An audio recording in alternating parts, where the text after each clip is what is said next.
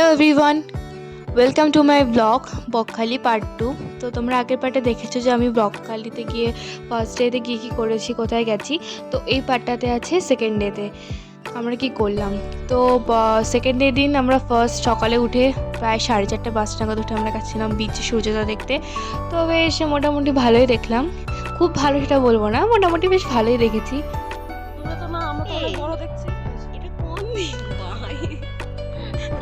তো তারপরে আমরা বাড়ি এসে সকালে খাওয়া দাওয়া করে গেছিলাম একটু বিচে যে ফটো তুলতে, কারণ আমরা আগের দিনে কিছুই ফটো তুলতে পারিনি।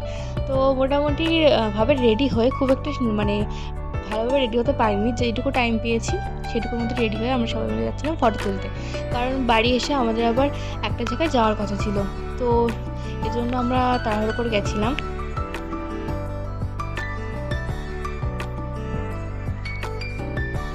আমরা সবাই মিলে যাচ্ছিলাম।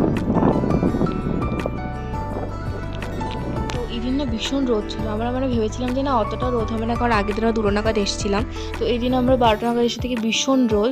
তারপর বাড়ি এসে ফ্রেশ হয়ে স্নান টান করে আমরা খেয়ে দিয়ে রেডি হয়ে আবার একটা নতুন জায়গা যার জন্য বেরিয়ে পড়েছিলাম।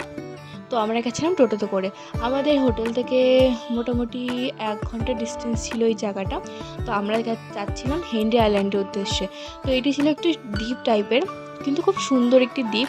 আর এমনিতে বকখালি জায়গাটা মানে ক্রাউডের থেকে একটু ভিতরে, মানে ওখানে অতটাও ক্রাউড নেই, লোকজন একটু কম, কিন্তু জায়গাগুলো খুব সুন্দর। আর চারপাশ দিয়ে এরকম এরকম প্রচুর খাল বিল টাইপের ছিল। তো আমরা এই যে পিছন পিছন যাচ্ছিলাম, আর আমরা সবার লাস্টে হাঁটছিলাম, বাকিরা সব এগিয়ে গেছে। তো তোমরা দেখতেই পাচ্ছ মানে জায়গাটা জাস্ট অসাম ছিল। চারপাশ দিয়ে প্রচুর গাছপালা প্রচুর, আর মাঝখান দিয়ে এই যে ছোটো ছোটো রাস্তা। চারপাশের প্রকৃতিটা না ভীষণ সুন্দর ছিল, মানে দেখার মতো।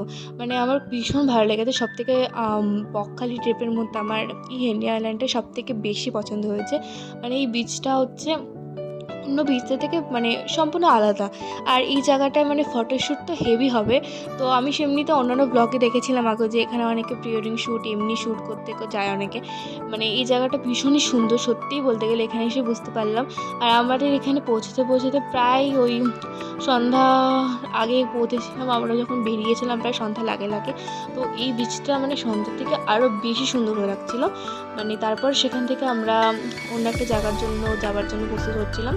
তো এই জায়গাটা মানে ওই হেনরি আইল্যান্ড থেকে একটু 8 ঘন্টা ডিস্টেন্সে ছিল। এখানে মেনত ম্যানগ্রোভ গাছ দেখার জন্য আমরা গেছিলাম। ম্যানগ্রোভের জঙ্গল ছিল এখানে প্রচুর, চারপাশে দেখতে পাচ্ছ ওই নদীর ওপাশে সব ম্যানগ্রোভের জঙ্গল। তো এখান থেকে আমরা আবার দেখে বেরিয়ে পড়লাম আমরা অন্য একটা জায়গায় যাওয়ার উদ্দেশ্যে। এই জায়গাটায় মেনত সূর্যোদয় দেখার জন্যই আমরা মানে সূর্য ডোবা দেখার জন্য আমরা গেছিলাম। এখানে সূর্যাস্তের সময়টা মানে জাস্ট ভীষণ সুন্দর। মানে এখানে এতটাই সুন্দর সূর্যাস্ত, মানে দেখতে মনে হয় এখানে বসেই থাকি। এখান থেকে সারাদিন এখানে বসে থাকলে কোনো অসুবিধা হবে না। তারপরে এখানে সবাই মিলে চা খাওয়ার জন্য ভেবেছিলাম এখানে বসে চা খাবো। তো আমরা পুরোটা টাইমটা ছিলাম, সন্ধ্যা পর্যন্ত আমরা ছিলাম।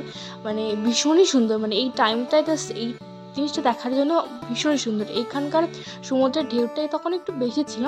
আর আমরা এখানে বসে বসে সূর্যোদয় দেখছিলাম, সূর্য অস্ত দেখছিলাম। তারপরে আমরা এই সন্ধ্যা থেকে তারপরে বেরিয়ে পড়লাম। এখান থেকে আমরা আবার টোটোতে করে বেরিয়ে পড়লাম আমাদের হোটেলে যাওয়ার উদ্দেশ্যে। তারপরে এখানে একটা কনস্ট্রাকশনের কাজ চলছিল, বাড়িতে এসে আবার রেডি হয়ে বেরিয়ে গেছিলাম আমাদের মেনত বাজারে যাওয়ার উদ্দেশ্যে। ওখানে হচ্ছে আমরা আগের দিনও গেছিলাম, তোমরা যে দেখেছিলে ব্লগটায়, যে ওখানে একটা বাজার টাইপের আছে, অনেক দোকান টোকান আছে, সেখানেই আমরা গেছিলাম। তো এই যে আমরা সবাই নাচতে নাচতে যাচ্ছিলাম রাস্তা দিয়ে। তো যেহেতু সেকেন্ড ডে ছিল, আমরা ভীষণ ভীষণ মজা করেছি আরও যাওয়ার সময়। তো দেখতে পাচ্ছ আমরা চলে গেছি। গিয়ে আগে খেয়েছিলাম একটা আইসক্রিম, গিয়ে বিচের পাশে বসে বসে একদম বিচের হাওয়া খেতে খেতে। আর তারপরে এখানে নেওয়া হয়েছিল অনেক রকমের মাছ ভাজা, তার মধ্যে এটা ছিল মেনত মানে অক্টোপাস টাইপের কিছু একটা।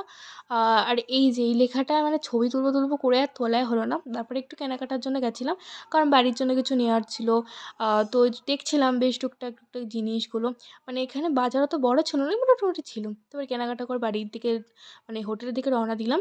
তো আজকের ব্লগটুকু এই পর্যন্ত। ভালো লাগলে লাইক শেয়ার এবং কমেন্ট করো, আর প্লিজ সাবস্ক্রাইব করো। বাই।